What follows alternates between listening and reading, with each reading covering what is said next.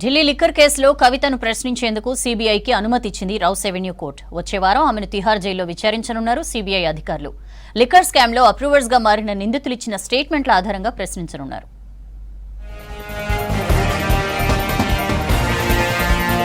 Delhi liquor కేసులో కీలక పరిణామం జరిగింది. బీఆర్ఎస్ ఎమ్మెల్సీ కవితను ప్రశ్నించేందుకు సీబీఐకి అనుమతిచ్చింది రౌస్ అవెన్యూ కోర్టు. ప్రస్తుతం కవిత జ్యుడిషియల్ కస్టడీపై తిహార్ జైలులో ఉన్నారు. జైలులోనే ఆమెను ప్రశ్నించనున్నారు సీబీఐ అధికారులు. ప్రశ్నించే ఒక రోజు ముందు జైలు అధికారులకు సమాచారం ఇవ్వాలని ఆదేశించింది కోర్టు.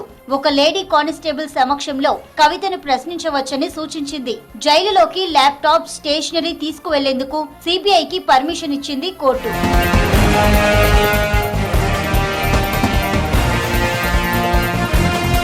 లిక్కర్ కేసులో అప్రూవర్లుగా మారారు కీలక నిందితులు. మాగుంట రాఘవ, శరత్ చంద్రారెడ్డి, కవిత పిఏ అశోక్ కౌశిక్ కేసుకు సంబంధించి కీలక సమాచారం ఇచ్చారు. కవిత సీఏ బుచ్చిబాబు ఫోన్లో వాట్సాప్ చాట్లు, భూ ఒప్పందాలకు సంబంధించిన పత్రాలు, ఆమ్ ఆద్మీ పార్టీకి కిక్ బ్యాగ్లలో 100 కోట్లు చెల్లించారనే ఆరోపణలపై కవితను ప్రశ్నించేందుకు కోర్టు అనుమతిని కోరారు సీబీఐ అధికారులు. దీంతో వచ్చే వారం రోజుల్లో ఎప్పుడైనా తిహార్ జైలులో కవితను ప్రశ్నించేందుకు సీబీఐ అధికారులకు అనుమతిచ్చింది కోర్టు. ఢిల్లీ ఎక్సైజ్ పాలసీకి సంబంధించిన మనీ లాండరింగ్ కేసుకు సంబంధించి కవితను అరెస్టు చేశారు ఈడీ అధికారులు. ఎక్సైజ్ పాలసీ రూపకల్పన, అమలులో ఆప్ అగ్రనేతలు అరవింద్ కేజ్రీవాల్, మనీష్ సిసోడియాలతో కలిసి కవిత కుట్ర పన్నారని ఈడీ దర్యాప్తులో తేలింది. కవిత ఆప్ నేతలకు 100 కోట్లు చెల్లించినట్లు ఆరోపణలు వచ్చాయి. ఢిల్లీ లెఫ్టినెంట్ గవర్నర్ సిఫారసు మేరకు కేసు టేకప్ చేసింది సీబీఐ. దాదాపు 200 సెర్చ్ ఆపరేషన్లు చేపట్టామన్నారు సీబీఐ అధికారులు.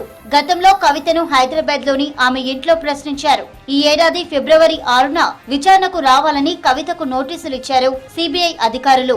అయితే తాను ఎంపీ ఎన్నికల ప్రచారంలో భాగంగా 6 వారాల పాటు పార్టీ సమావేశాల్లో బిజీగా ఉంటానని, విచారణకు రాలేనని చెప్పారు.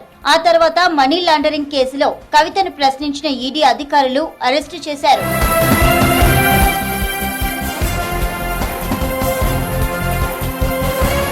మనీ లాండరింగ్ కేసులో కవితను ఈ నెల 9 వరకు జ్యుడిషియల్ కస్టడీకి పంపింది రౌస్ అవెన్యూ కోర్టు. కస్టడీ ముగిసేలోగా ఆమెను జైల్లో ప్రశ్నించేందుకు అనుమతించింది. దీంతో కోర్టు అనుమతితో కవితను ప్రశ్నించేందుకు సిద్ధమయ్యారు సీబీఐ అధికారులు.